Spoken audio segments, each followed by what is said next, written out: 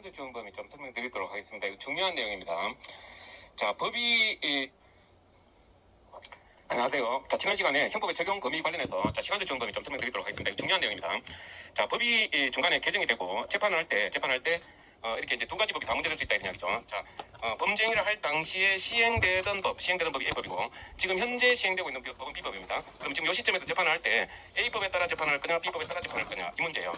자, A법에 따라서 재판한다는 말은 A법의 추구표를 인정한다는 말이고 B법을 정한다는 말은 B법의 소구표를 인정한다는 말입니다. 자, 추구표라고 하게 되면 추라는 것은 추격한다는 말 있죠. 추노라는 그 드라마도 있잖아요. 추라고 하는 것은 따라간다는 이야기거든요. 그러니까 시간이 이렇게 흘렀음에도 불구하고 시간이 이미 경과돼가지고 이 법이 폐지됐음에도 불구하고 여전히 적용하겠다. 여전히 유효한 걸로 봐서 재판 단계에 적용하겠다는 게 이제 추구표를 인정한다는 이야기고 소급표를 인정한다는 말은 법이 이때 시행이 됐는데 시행되기 이전의 행위 그러니까 과거로 거슬러 올라가는 거죠. 거슬러 올라가서 규율한다는 이런 내용이 이제 소급표가 되는 겁니다. 근데 우리 형법에서는 적용법정주의 원칙에 파상 원칙에 해가지고 형벌 불소급 원칙 불소급 원칙 이게 다른 말로 그 소급 입법 금지 이렇게 하게 돼요. 소급 입법 금지. 소급 입법은 금지되는 게 원칙이다. 소급 입법 금지. 이게 적용법정주의 대원칙 중에 하나입니다. 이 시간제 적용법에 관련된 내용이에요. 그러면 재판할 때 A법을 적용해야 되느냐 B법을 적용해야 되느냐. A법이 원칙이에요. A법이 원칙입니다. 원칙이 있다는 것은 뭐가 있다고요? 예외가 있다는 이야기죠. 제가 법학을 할 때는 항상 원칙과 예외 관계를 잘 이해를 하셔야 된다 그랬습니다. 우리가 원칙과 예외 관계를 먼저 잘 파악을 하고 외워야 되는 거지. 덮어놓고 병렬적으로 막 외우는 것은 그 암기 부담을 더 늘리는 셈이 돼요. 원칙은 자 A법을 적용하는데 이걸 행위시 당시에 적용되는 법률 행위시법주의라고 합니다. 행위시법주의. 자, 재판을 할 때 적용되는 법, 재판시법을 적용하는 게 아니라 행위시법에 따라서 재판을 해야 된다는 거죠. 재판할 시점에서 적용되는 법률이 아니라 행위할 당시에 적용되는 행위시법을 적용해야 된다. 이게 바로 소급입법 금지원칙 할 수 있습니다. 자, 이게 형법 조문에 1조에 나와요. 1조에 나옵니다. 자, 형법 1조 1항을 보시면 이렇게 되어 있습니다. 범죄의 성립과 처벌은 행위시의 법률에 한다. 그러니까 이 범죄 행위를 할 당시에 시행되는 법률이 이 법률이잖아요. 그러니까 행위 당시의 법에 따라서 재판하라 이런 이야기죠. 제가 근데 이제 원칙이 있다면 예외가 있다고 했죠. 예외가 바로 이제 2항인데 이 2항이 굉장히 중요한 조문입니다. 자, 2항 조문은 잘 알고 계셔야 되고 이 2항 조문을 어떻게 해석할 것인가 관련된 판례들이 많이 있거든요. 잘 공부를 해주셔야 된다 그죠. 자, 범죄 후 법률이 변경이 돼가지고 그 행위가 범죄를 구성하지 아니하게 되거나 그리고 행위 고법보다 가벼워진 경우에는 신법에 따른다. 새로운 법에 따른다는 거죠. 새로운 법에 따라 재판해야 되는 경우가 있다. 어떤 경우냐면 이게 법률이 변경이 돼가지고 자, 범죄를 구성하지 아니하거나 구성하지 않는다는 말은 과거에는 처벌하다가 처벌한 규정이 없어졌다는 이야기예요. 폐지됐다는 이야기입니다. 구성하지 아니하거나 고법보다 가벼워진 경우 예를 들어서 여기는 뭐 징역 3년 이하의 징역이 찬다 이런 식으로 되어 있었는데 개정이 돼가지고 1년 이하의 징역으로 찬다 이런 식이 되게 되면 3년 이하보다 1년 이하가 형이 더 가벼워졌잖아요. 이런 식으로 가벼워졌다 그러면 이때는 가벼운 입법 그러니까 폐지되거나 가볍게 변경된 법을 이렇게 소급 정할 수도 있다는 겁니다. 근데 이게 조문만 보면 뭐 간단한 것 같은데 이 조문 해석하는 거 관련해서 조금 골치 아픈 내용들이 좀 있어요. 골치 아프기보다는 시험 문제 출제도 잘 되고 중요한 쟁점들이 좀 있습니다. 이 그 조문을 1조 2항을 잘 분석해가지고 판례도 잘 숙지해 주셔야 됩니다. 이에 대한 내용이 뭐 자주 출제되는 경향이라는 거죠. 문장을 볼게요. 자, 원칙적으로 원칙 우리 항상 원칙과 예외관계 잘 기억하시라는 거죠. 자, 원칙적으로 법 규정은 장래의 사실관계를 규율한다. 법이 만들어지면 장래를 규율해야 되지. 자, 오늘 법을 만들었는데 어제 이미 발생한 사실관계를 오늘 법 만들어가지고 소급적할 수는 없다는 이야기죠. 미래를 향해서 기재를 해야 되는 거죠. 그래서 소급표 금지 원칙. 자, 예외적으로 피고인에게 이익을 주는 법 규정. 이게 바로 1조 2항 규정입니다. 아까 가벼워진 경우, 형이 폐지된 경우 이런 경우는 신법에 의해서 재판을 하도록 되어 있다는 이야기죠. 근데 이 예외 규정을 어떻게 해석해서 정할 것인가? 자, 1조 2항 문제. 이거는 해석 문제가 이 뒤에서 좀 더 우리가 구체적으로 공부를 하셔야 됩니다. 자, 그런데 이렇게 소급입법 금지 원칙, 소급표 적용 안 되는 거는 자, 형벌일 때 그렇고요. 보안처분 어떻게 되냐? 보안처분. 자, 보안처분 같은 경우는 좀 더 달리 보셔야 됩니다. 자, 기본적으로 형벌에 관련된 내용은 자, 과거의 범죄에 대한 제재. 과거에 어떤 범죄가 있었다면 이 행위에 대해서 제재를 가한다 이런 이야기죠. 제재를 가하는 거기 때문에 그때 당시에 이 행위 이 법률에 의해서 처벌해야 된다 이런 이야기죠. 새로운 법률에 따라서 이게 소급 정해서는 안 된다. 여기 이제 형벌은 제가 지난 시간에 왜 학교에서 뭐 매 맞은 거 하고 말이죠. 화장실 청소하는 거 비유해서 제가 설명드렸죠. 자, 보안처분은 장래의 재범 방지를 위한 사회방위처분 뭐 이런 식으로 정의를 하는데 뭐 전자발찌 차용을 한다든지 아니면 그 사회봉사명령을 가한다든지 아니면 경우에 따라서는 보호관찰 제도라든지 이런 여러 가지 제도들이 있는 거예요. 보안처분은. 그러니까 형벌은 소급표 금지 원칙이 적용되는 게 맞아요. 이게 원칙입니다. 1조 1항이 적용되는 거, 1조 2항이 적용되는 예외가 있다. 이건 형벌 갖고 하는 이야기고. 자, 보안처분 어떻게 되느냐? 보안처분은 장래의 재범 방지를 위한 사회방위 처분해가지고 이 보안처분은 워낙 다양한 형태가 있기 때문에 이게 그 형벌과 비슷한 성격을 갖고 있는 경우가 있고요. 실질적으로 신체적으로 제한하는 경우 형벌과 동일한 성격을 갖고 있는 게 있고 비형벌적 성격을 갖고 있는 것도 있어요. 근데 이거 이제 구분을 어떤 식으로 하냐면 우리가 생각해가지고 일상생활하는데 지장이 있는지 한번 생각해보세요. 만약에 전자발찌 착용했다 이렇게 할 때는 전자발찌 착용한 상태로 조금 하고 싶은 대로 다 할 수 있잖아요. 영화 구경도 할 수 있고 뭐 산책도 할 수 있고 등산도 할 수 있고 자기 마음대로 할 수 있단 말이에요. 그죠? 일상생활인데 그 지장이 없죠. 이렇게 되면 이런 것들은 이제 비형벌적 보안처분이라고 하는 거고요. 예를 들면은 사회봉사명령 생각해보자. 사회봉사명령. 사회봉사 활동을 100시간을 해라. 이렇게 하면은 양로원이나 이런 데 가가지고 제가 청소도 하고 이런 봉사활동을 해야 된단 말이에요. 봉사활동 청소하고 빨래하고 이렇게 하려고 그러면 자기가 하고 싶은 건 못하죠. 그 시간 동안은 자기가 어떤 노력을 제공을 해야 된단 말이에요. 일을 해야 되는 거죠. 이렇게 돼버리면 이거는 자기 마음대로 할 수 있는 그런 상태가 아닌 게 돼버리잖아요. 이렇게 돼버리면 신체의 자유가 제약이 됩니다. 자, 이런 보안처분 같은 경우는 소업 입법 금지 원칙 그대로 적용돼요. 소업 적용하면 안 됩니다. 그러니까 자, 보안처분 같은 경우는 형벌과 같은 성격을 띠는 경우, 그러니까 신체의 자유가 제약이 되는 경우, 자, 이런 경우는 소업 적용하면 안 되고요. 그런데 보호관찰이라든지 사회생활 하면서 이렇게 사회에 적응하는 거 도와주는 이런 제도도 있거든요. 자, 그런 경우는 일상생활에 아무 지장이 없기 때문에 이때는 소업 적용 가능합니다. 그래서 비형벌적 성격 이렇게 하게 되면 소업법 금지 원칙 적용이 안 됩니다. 그런데 형벌적 성격 띠는 경우 실질적으로 신체의 자유, 자기가 신체의 자유가 제한이 되고 뭔가 노력을 제공해야 된다든지 이런 경우에 자, 이런 경우는 소업법 금지 원칙이 적용됩니다. 소업 적용하면 안 된단 말은 아까 전 시간에 아까 그림 그렸던 걸로 보시면 예를 들어서 사회봉사 명령 규정이 없었는데 자, 범죄 행위가 이루어졌다 이런 이야기죠. 나중에 새로운 법에서 근데 사회봉사 명령이라든지 사회봉사 명령 혹은 보호감호 제도 같은 옛날에 있었던 제도가 있거든요. 보호감호 제도 지금 없어졌어요. 지금 없어졌는데 옛날에 이제 보호감호 제도 같은 경우는 실제로 이 교도소에 수감하는 거나 마찬가지 그런 효과를 갖는 그런 보안 처분이거든요. 청송보호감호소 해가지고 옛날에 많이 들어보셨을 거예요. 근데 지금은 다 없어졌습니다만 과거에 이런 게 있었단 말이에요. 이런 것들은 자, 이게 소업 적용해서는 안 된다고 보는 거죠. 왜냐하면 실질적으로 이게 그 신체의 자유가 억압이 되는 거기 때문에 소업 적용해서는 안 된다. 전자발찌청이라든지 보호관찰이나 이런 것들은 이제 기본 소업 적용하더라도 주행 법정지에 반하지 않습니다. 자, 문장으로 한번 볼게요.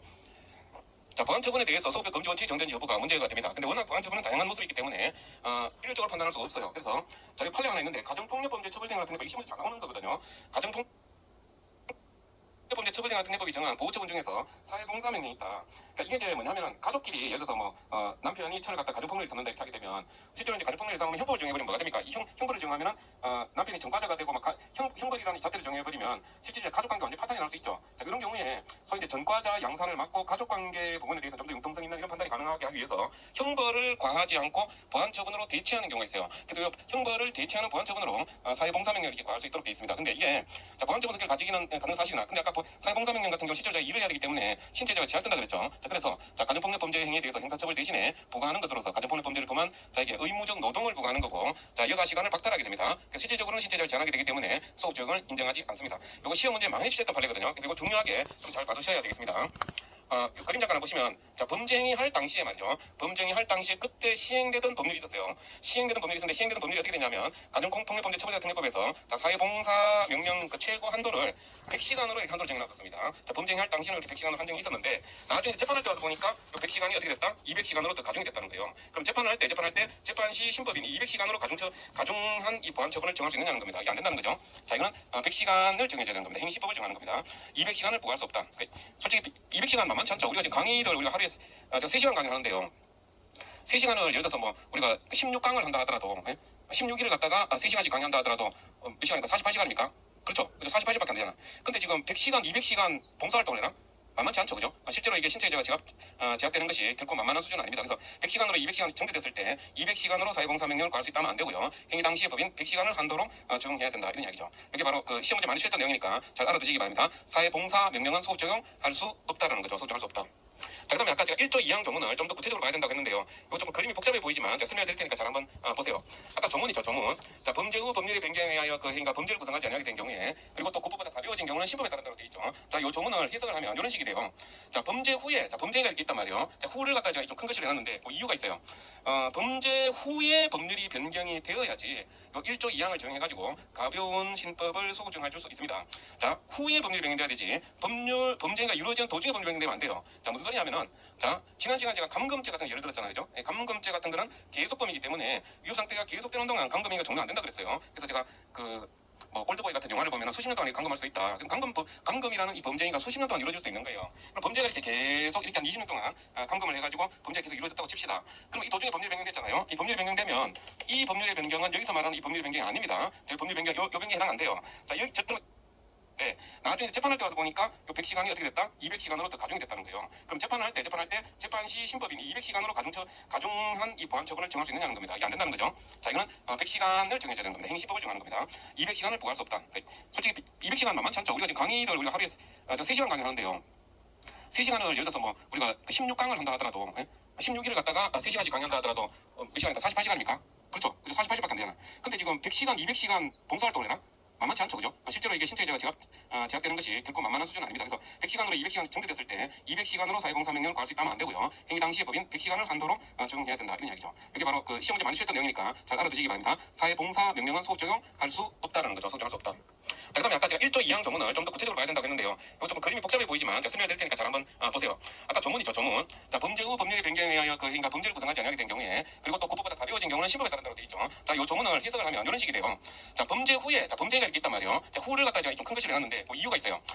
범죄 후에 법률이 변경이 되어야지 요 1조 2항을 적용해가지고 가벼운 신법을 소급 적용해 줄 수 있습니다. 자, 후에 법률이 변경돼야 되지 범죄가 이루어지는 도중에 법률이 변경되면 안 돼요. 자, 무슨 소리냐면은 자, 지난 시간 제가 감금죄 같은 거 예를 들었잖아요. 그죠? 감금죄 같은 거는 계속범이기 때문에 위협 상태가 계속되는 동안 감금행위가 종료 안 된다 그랬어요. 그래서 제가 뭐 올드보이 같은 영화를 보면 수십 년 동안 감금할 수 있다. 그럼 감금이라는 이 범죄가 수십 년 동안 이루어질 수 있는 거예요. 그럼 범죄가 이렇게 계속 이렇게 한 20년 동안 감금을 해가지고 범죄가 계속 이루어졌다고 칩시다. 그럼 이 도중에 법률이 변경됐잖아요. 이 법률이 변경되면 이 법률의 변경은 여기서 말하는 이 법률의 변경이 아닙니다. 저 법률 변경 요 변경에 해당 안 돼요. 자, 저 법률 변경에 해당되려면 자 뭐다 범죄 후에 법률 변경돼야 돼요. 즉 범죄가 종료되고 난 다음 그 다음에 이때 법률이 변경돼야 된다는 거예요. 그래서 제가 이걸 갖다가 후 해가지고 지금 큰 글씨로 지금 해놓은 겁니다. 자, 범죄 후에 법률이 변경돼야 돼요. 자, 이때 범죄가 있었다. 그 후에 법률이 변경돼야 된다는 거예요. 근데 이 법률이 변경된 걸 보니까 범죄 행위할 당시에 법이 있었겠죠. 근데 그 법하고 이 법하고 비교해 봤더니 자, 새로운 법이 범죄를 구성하지 아니하거나 그 법보다 가벼워진 경우에 이때 요 신법 있죠. 신법을 소급 적용해서 더 가볍게 처벌할 수 있다는 이야기죠. 소급 적용이 가능하다는 이야기죠.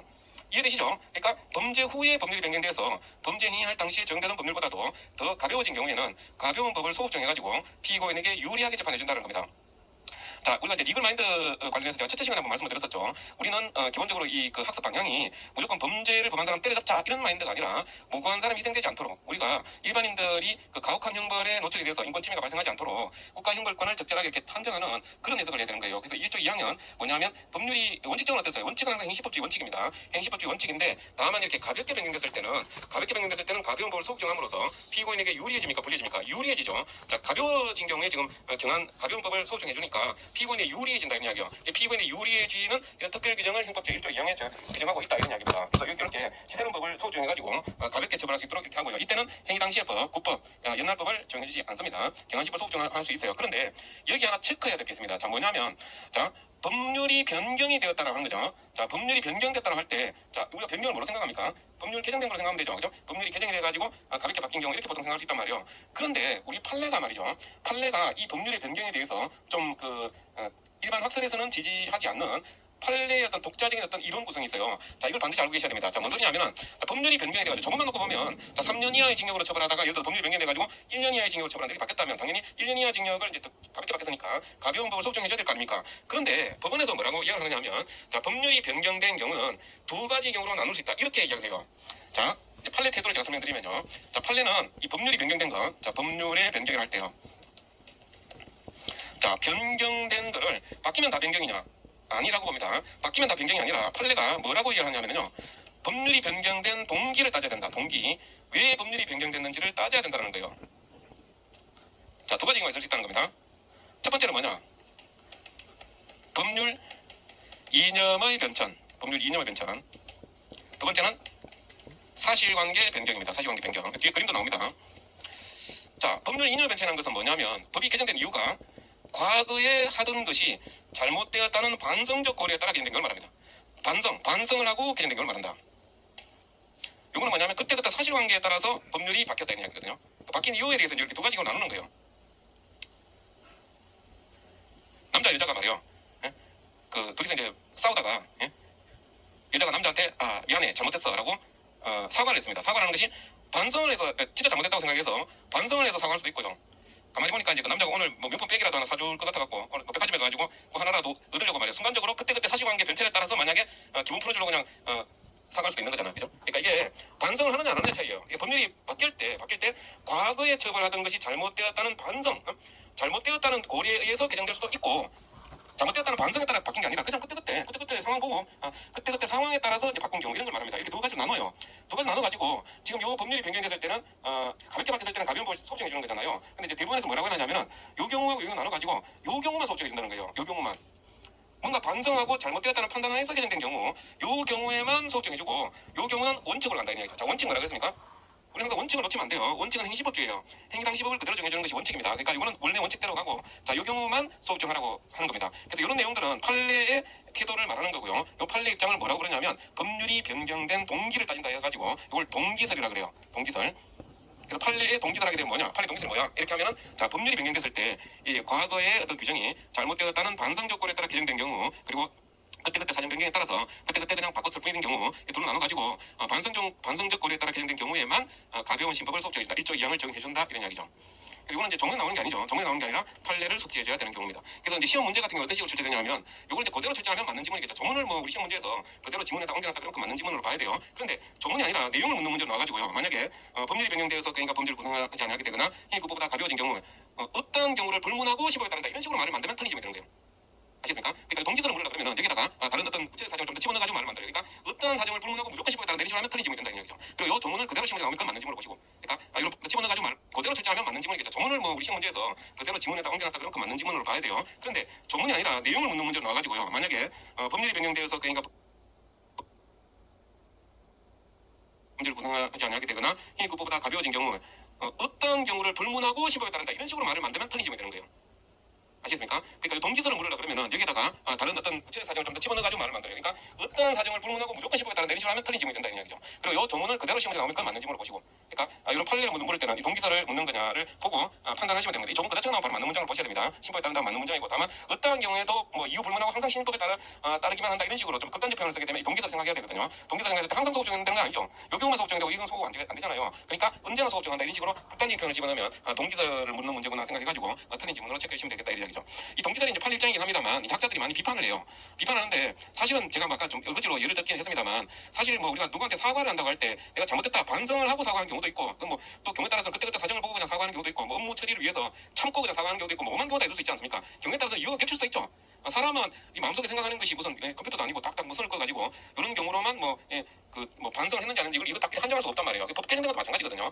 법이 개정된 이유가 무조건 잘못됐구나 해가지고 개정할 수도 있지만, 그때 사정 보고서는 이거 지금은 뭐 경제 사정이 코로나 때문에 경제 사정이 이렇게 안 좋아졌으니까 이렇게 바꾸자, 그걸 바꿀 수 있는 거고, 경제 사정이 좀 좋아지니까 이건 이런 식으로 더 허용해줘야 되겠다, 이렇게 바꿀 수도 있는 거 아닙니까? 근데 이게 뭐 딱 이 선을 꺼가지고 이거냐 이렇게 나누는 것이 과연 이게 가능한 이야기냐, 이런 이야기죠. 학자들이 이제 지적하는 것은 이게 불명확하다는 거예요. 이게 구별 기준이 어떤 경우는 뭐 법이 개정될 때 이런 요소도 있고 이런 요소도 있고 둘 다 요소 다 가지고 있을 수도 있거든요. 자, 그런 경우에 이 동기설은 좀 불명확한 개념이다, 이런 비판이 있는 겁니다. 그래서 문장 보시고 동기설 한번 받으시면 되겠습니다. 뒤에 또 나옵니다, 이거는요. 자, 문장을 한번 볼게요. 자, 행벌법규는 시행 이후에 이루어진 행위에 대해서만 정해되고, 시행 이전에니까 소급제에서 정할 수 없습니다. 소급표 금지 원칙. 자, 그런데 소급표 금지 원칙은 사후 입법에 의한 법률의 소급표를 금지하는 것을 의미하고요. 이 원칙은 피고인의 불리한 소급표를 금지하는 겁니다. 유리한 거는 소급정 가능하다, 이런 얘기죠. 이게 바로 1조 2항 규정이죠. 그러니까 유리한 소급정이라는 것은 뭡니까? 범죄를 구성하지 않게 됐거나 형이 가벼워진 경우겠죠. 자, 그리고 1조 2항은 피고인의 유리한 법률의 소급표를 명문으로 이렇게 규정하고 있는 것이 있고요. 근데 범죄 후 법률의 변경에서 그 행위가 범죄를 구성하지 않은 경우, 자, 여기 면소 판결하도록 되어 있습니다. 자, 범죄를 구성하지 않은 경우, 자, 행위 당시에 처벌 규정이 있었어요. 처벌 규정이 있었는데 규정이 있다가 나중에 법이 바뀌어갖고 범죄를 구성하지 않게 됐다, 이거죠. 범죄를 구성하지 않게 되면 이제 재판한다고 할 때, 자, 재판할 때, 자, 이 법을 정합니까? 이 법을 정합니까? 자, 이 법이 원칙이지만 요 법을 정하는 것이 피고한테 더 유리할 때는 1조 2항에 따라 요 법에 따라서 처리하게 됩니다. 근데 요 법을 정하려고 보니까 이 폐지됐어요. 그러니까 폐지되고 처벌을 못 합니다. 자, 이럴 때는 어떻게 되냐면은 요 재판을 할 때 형사소송법에 조문이 있어요. 범죄 행위할 당시에는 처벌 규정이 있었는데 나중에 범죄가 폐지됐다, 이렇게 할 때 재판할 때 면소 판결하도록 되어 있습니다. 면소 판결하도록 돼 있다. 제가 한 번은 그 학원 교수실에 앉아 있는데 말이죠. 제 맞은편 자리에 그 헌법 선생님이 앉아 계셨거든요. 근데 어떤 한 학생이 책을 들고 와가지고 헌법 선생님한테 질문하더라고요. 자, 뭔 질문이었냐면, 선생님, 저 면소 판결이 뭡니까? 이렇게 질문하시더라고요. 면소 판결.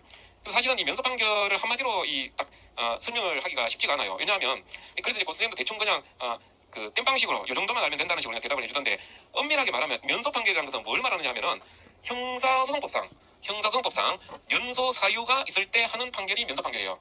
형사소송법상 이럴 때 면소 판결을 해라 해가지고 1호, 2호, 2호 나열되어 있는 게 있습니다. 자, 그 나열되어 있는 것 중에 뭐가 있냐면은, 자, 범죄 후에 법률이 변경이 되어서 범죄가 폐지됐을 때 면소 판결하도록 돼 있어요. 그래서 그러니까 이제 면소 판결을 하게 되는 거고, 이 면소 판결은 그럼 무죄 판결입니까? 유죄 판결입니까? 뭐 이런 식의 논의가 있거든요. 그 논의는 원래 형사소송법 내용이 되는 거죠. 근데 이거는 사실은 엄밀하게 말하면 유죄 판결도 아니고 무죄 판결도 아닌 거예요. 그러니까 이게 형식 판결이라고 하거든요. 그러니까 유죄 판결이랑 무죄 판결 같은 게 실체 판결이라고 그러는데, 이런 거는 우리가 뭐 듣고 나 잘 모르겠다, 바뀌었다 하면 그냥 넘어가셔도 돼요. 그러니까 면소 판결은 실제 판결이 아닙니다. 그러니까 유죄도 아니고 무죄도 아닌 거예요. 그러니까 형식 판결에 속하는데 그럼에도 불구하고 마치 실제 판결처럼 유죄 판결처럼 혹은 뭐 무죄 판결처럼 이렇게 판결의 효력이 인정되는 그런 판결입니다. 그래서 이게 약간 그 중간 영역에 해당하는 내용이기 때문에 딱 이리적으로 이렇게 설명이 불가능해요. 그래서 면소 판결이 뭐냐 하면 형사소송법상 면소 사유가 있을 때 하는 판결이 면소 판결이다. 이렇게만 하고 넘어가시면 되겠습니다. 그래서 이게 범죄를 구성하지 않게 됐을 때는요 면소 판결 가독돼 있고 만약에 3년 이하의 징역에서 1년 이하의 징역으로 가볍게 처벌하는 걸 바뀌었을 때는 가벼운 법을 소정해주면 되겠죠. 그래서 뭐 1년 이하로 이렇게 처벌하면 됩니다. 경한신법 가벼운 법에 따라서 신법에 따라 처벌하면 되겠다 이런 이야기죠. 자 그러면 여기 다시 동기설에 대해서 다시 한번 보겠습니다. 자, 구법에 행시법이 있다는 거죠. 법이 있고, 자, 범죄가 이루어졌어요. 그 법이 바뀌었어요. 신법으로 바뀌었습니다. 자, 나중에 재판을 하게 됩니다. 자, 재판할 때 원칙적으로 뭐예요? 원칙은 행시법주의라고 그랬죠. 행시법주의. 행시법에 따라서 재판하는 게 원칙인데, 자, 지금 어떻게 됐습니까? 경하게 개정이 됐죠. 가볍게 바뀌었다. 피고인에게 유리하게 바뀌었다 이런 이야기죠. 자, 범죄행위 후에 바뀌어야 됩니다. 꼭 기억해 주셔야 돼요. 후에 바뀌어야 돼요. 범죄행위 후에 이렇게 바뀌어가지고 가볍게 바뀌었을 때는 가벼운 벌 정해준다. 그런데 법원에서는 뭐라고 한다고요? 자, 동기설이 있다. 자, 재판할 때, 자, 이 법률 변경된 걸 보고, 그때 사실관계 변천에 따라서 변경된 거냐, 법률 이념을 변경에 따라 변경된 거냐 보고요. 자, 법률 이념이 바로 반성적 고려에 따라서, 과거에 여기 처벌했던 것이 잘못되었다는 반성적 고려에 따라 변경된 경우를 법률 이념 변경, 위한 경우로 봅니다. 자, 이런 경우에만 경한신법을 소정해주고요. 자, 그리고 그때 사실관계 변천에 따라 변경된 경우는 행위시법에 따라서 그대로 처벌돼버려요. 가볍게 바뀌었다 하더라도, 만약 이게 3년 이하고 이게 1년 이하다 그러면 재판할 때는 이런 경우라면 3년 이하로 처벌하는 거예요. 행위시법주의 원칙으로 간다 이런 이야기죠. 우리가 항상 이 원칙과 이해관계 잘 염두에 두시면서 읽어보셔야 되겠습니다. 자, 문장으로 한번 볼게요.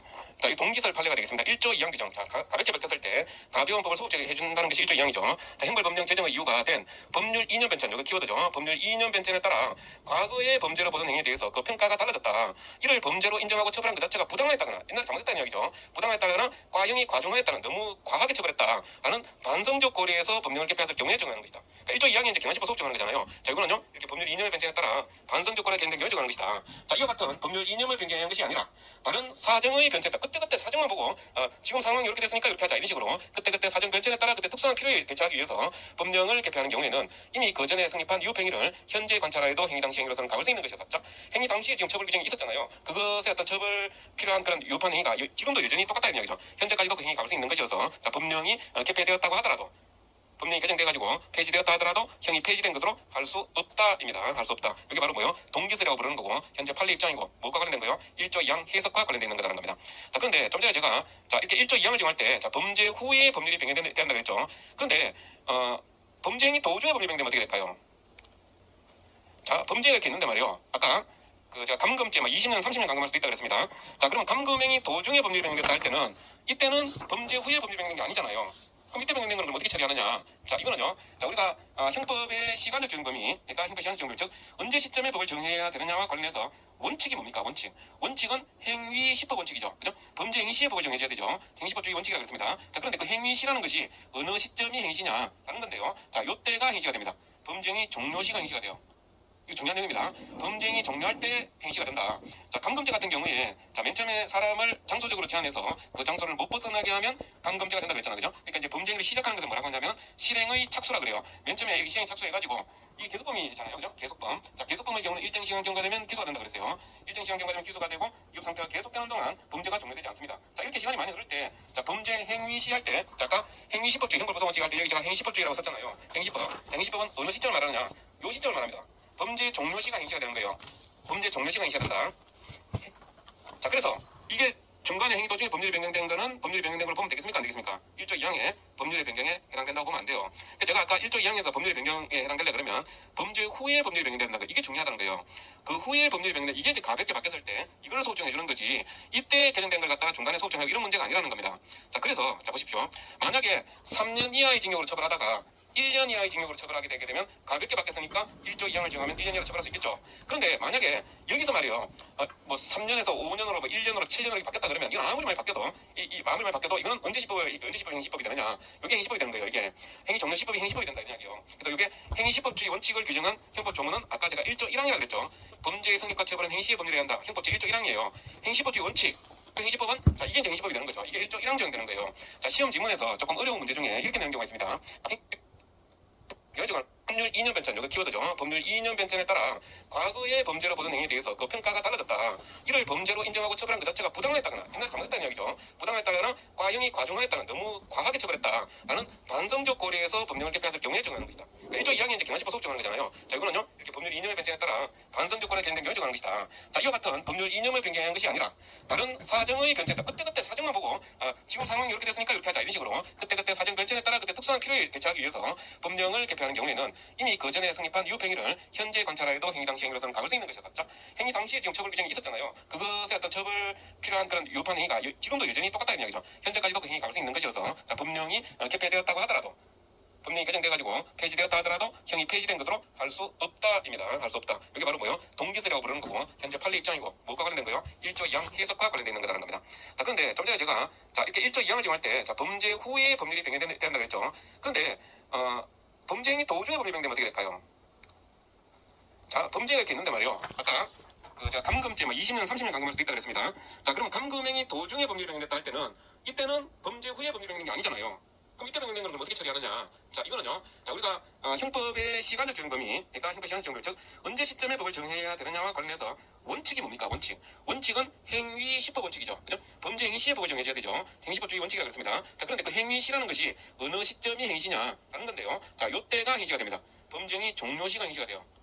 이거 중요한 내용입니다. 범죄행위 종료할 때 행시가 된다. 자, 감금죄 같은 경우에, 자, 맨 처음에 사람을 장소적으로 제한해서 그 장소를 못 벗어나게 하면 감금죄가 된다 그랬잖아요. 그죠? 그러니까 이제 범죄행위를 시작하는 것은 뭐라고 하냐면 실행의 착수라 그래요. 맨 처음에 여기 실행 착수해가지고 이게 계속범이잖아요. 그죠? 계속범. 자, 계속범의 경우는 일정 시간 경과되면 기소가 된다 그랬어요. 일정 시간 경과되면 기소가 되고 이 상태가 계속되는 동안 범죄가 종료되지 않습니다. 자, 이렇게 시간이 많이 흐를 때, 자, 범죄 행위시 할 때, 자, 아까 행위시법주의, 형법소원칙 할 때 여기 제가 행위시법주의라고 썼잖아요. 행위시법. 자, 행위시법은 어느 시점을 말하느냐? 요 시점을 말합니다. 범죄 종료 시간 행시가 되는 거예요. 범죄 종료 시간 행시가 된다. 자, 그래서 이게 중간에 행위 도중에 법률이 변경된 거는 법률이 변경된 걸 보면 되겠습니까? 안 되겠습니까? 1조 2항에 법률의 변경에 해당된다고 보면 돼요. 제가 아까 1조 2항에서 법률의 변경에 해당되려 그러면 범죄 후에 법률이 변경된다는 거, 이게 중요하다는 거예요. 그 후에 법률이 변경된, 이게 이제 가볍게 바뀌었을 때 이걸 소급 정해 주는 거지, 이때 개정된 걸 갖다가 중간에 소급 정하고 이런 문제가 아니라는 겁니다.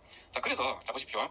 만약에 3년 이하의 징역으로 처벌하다가 1년 이하의 징역으로 처벌하게 되게 되면 가볍게 바뀌었으니까 1조 2항을 정하면 1년 이하로 처벌할 수 있겠죠. 그런데 만약에 여기서 말이요, 뭐 3년에서 5년으로 뭐 1년으로 7년으로 바뀌었다 그러면, 이건 아무리 많이 바뀌어도 아무리 많이 바뀌어도 이거는 언제 시법이 행시법이 되느냐? 이게 행시법이 되는 거예요. 이게 행위 종료 시법이 행시법이 된다 이 이야기요. 그래서 이게 행위시법주의 원칙을 규정한 형법 조문은 아까 제가 1조 1항이라고 그랬죠.